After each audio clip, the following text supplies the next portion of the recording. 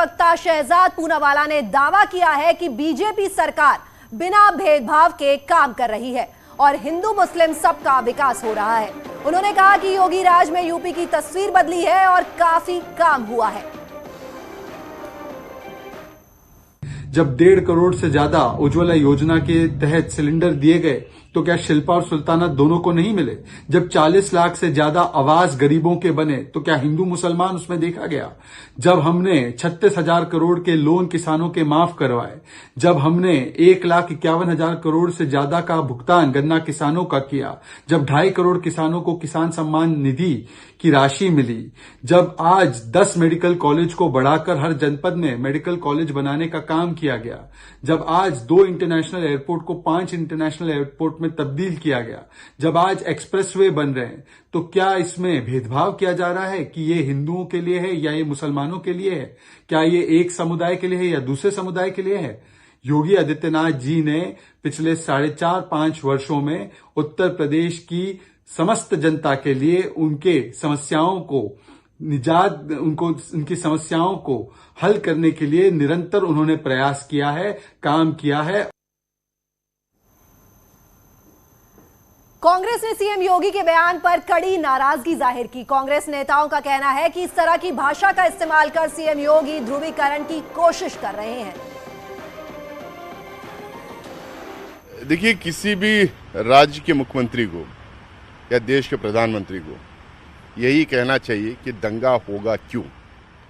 इसका दावा करना चाहिए कि मैं दंगा होने नहीं दूंगा। इसके बजाय चुनाव के टाइम पे पोलराइज करने के लिए फलाने का घर चलेगा तो फलाने का भी जलेगा और फलाने का नहीं जलेगा तो फलाने का भी नहीं जलेगा, ये सिर्फ और सिर्फ आगे आने वाले चुनाव को मद्देनजर रखते हुए उन्होंने ये बयानबाजी की है। इनको ये कहना चाहिए कि जब तक मैं मुख्यमंत्री हूं कि किसी का भी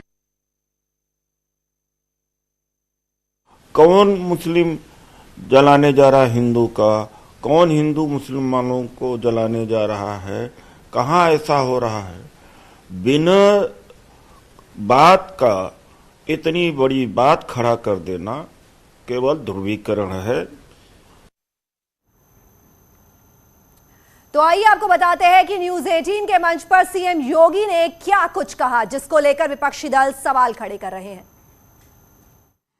1990 के बाद कांग्रेस विरोधी लहर में विभिन्न दलों को सत्ता में आने का अवसर प्राप्त हुआ। देश और प्रदेश की जनता कांग्रेस के पाप से उब चुकी थी। उन्होंने कांग्रेस से किनारा कसा और अयोध्या में उस समय राम भक्तों पर गोली चलाने का पाप समाजवादी पार्टी ने किया। प्रदेश को दंगों की आग में झोंका।